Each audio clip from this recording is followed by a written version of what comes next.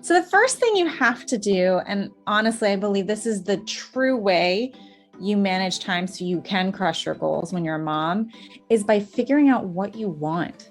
You have to get crystal clear on what you want. And a lot of moms have not stopped to give themselves the permission to really indulge in that fantasy.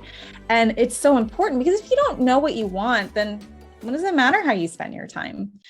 So you got to get crystal clear on not only your personal goals, but your professional goals. And I always recommend your personal goals be first, that be the first and foremost in your mind, because if you are feeling fulfilled and peaceful, and if your professional or your personal life is intact, you will be able to crush your professional goals. Whereas the inverse is not typically true. If your marriage is suffering, if one of your children is sick, if you're sick, if you're someone that you love is dying, it's really hard to make progress in those professional areas, because at some point that other part of your life is going to tug you away, and you're going to want to make sure that that's taken care of first. And that can be for anything. It doesn't have to be something so dramatic. It can be something like your weight, or another personal goal you have, that when that part isn't fulfilled, you're not going to have the best results you could have professionally. Certainly there are people listening who are like, well, I just, I throw myself into my work because I have this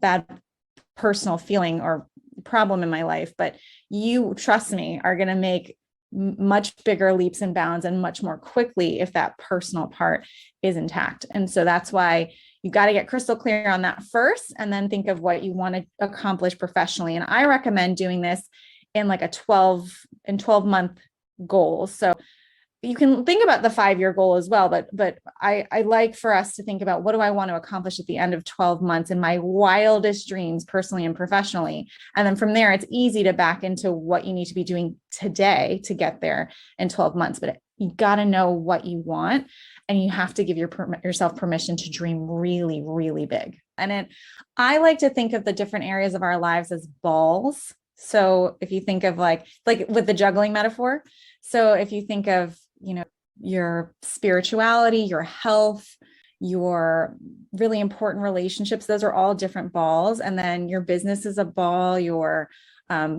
work, if you have a job and you have a business, because some of us do have those things, those are other balls. And the key is figuring out which of those balls are made of glass and which are made of rubber, so that if you need to drop one, you drop the one that can bounce versus the one that would shatter.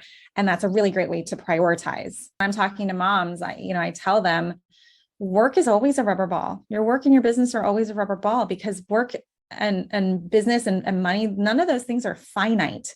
You can make money any number of ways. You can have any number of jobs or even businesses in your lifetime, but your kids, I don't need to tell you twice that there's no replacing your kids, and I feel that way also about my husband. Maybe not everyone feels that way about theirs, but there's no replacing him. He's absolutely the love of my life. And so I need to be nurturing those glass balls and making sure that I am prioritizing my activities accordingly. And now, within each glass and rubber ball, there can be smaller glass and rubber balls. So there are some things at work that I do have to treat like glass, because if I want to land this client, or if I don't want my reputation to be ruined and seem like a flake, I have to show up for this thing at this time, for example. Yeah. And there's some things with my kids that I can treat like rubber balls. Like, okay, there's we're supposed to do a bake sale, but I'm going to buy the cookies because I don't really have time to make them. Like, no one's going to freak out about that. Right. So just look, as you do this more often and you're intentional and you really think about how you're spending your time so that you can, prioritize appropriately and crush those goals, it becomes easier and easier to figure out what's a glass ball and what's a rubber ball. I love that. And how about things like self-care and, is there another ball that you're yes. A big glass ball that you're juggling there? Yeah. That's good question, Annie. Yeah. Self-care is absolutely a glass ball. So when I'm coaching moms on prioritizing their week, we prioritize with a system. I just say A, B, and C. So A is a must do, B is should do, and C is would like to do. And self-care is always a must do. So you can't wiggle out of it. I love that.